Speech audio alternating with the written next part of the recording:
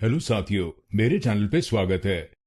आइए समझते हैं इस कंपनी के नाम की सही प्रोनाउंसिएशन, इसका मतलब और एक वाक्य में इसका इस्तेमाल।